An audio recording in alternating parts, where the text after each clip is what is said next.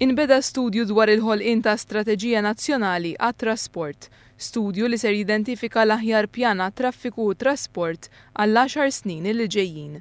Qed ingħata wkoll priorità lil proġetti li ilhom fuq il-karta is-snin u li qatt ma twettqu bħal proġett tal-flyover tal-Kappara.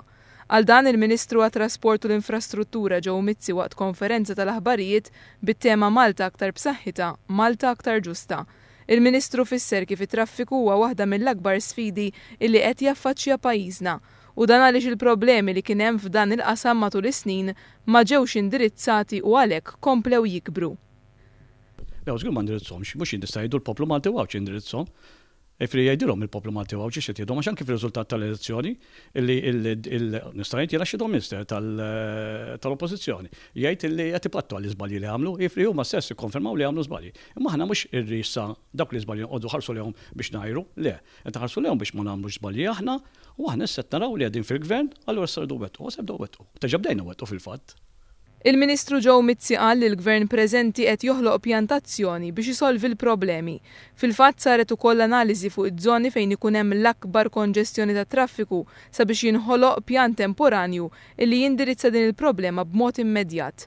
Dawn iż-żoni jinkludu r-roundabout ta' triq Manuel Dimek f'Ħal Qormi, dik taħdejn l-ajruport u dik ta' Naxxar Road bejn Birkirkara u Ħallija. Il-Ministru ħabbar ukoll li qed ingħata priorità lil proġett tal-flyover tal-Kappara u li miexi b'ritmu tajjeb ħafna il-proġett ta' underpass fit-triq Diċembru 13 il-Marsa. Tkellem ukoll dwar pjan aħjar għal parkeġġ madwar Malta u Għawdex. Dwar it-trasport pubbliku, il-Ministru Mizzi sostna li l-Gvern mhuwiex kuntent bis-sitwazzjoni preżenti u li jrid sistema li verament taqdi liċ-ċittadin. Sistema li tinħoloq b'konsultazzjoni ma' dawk li jużaw is-servizz ta' trasport pubbliku qal il-Ministru u mhux b'konsultazzjoni li tiswa qrib il-1,000,000 euro kif għamel il-Gvern Nazzjonalista.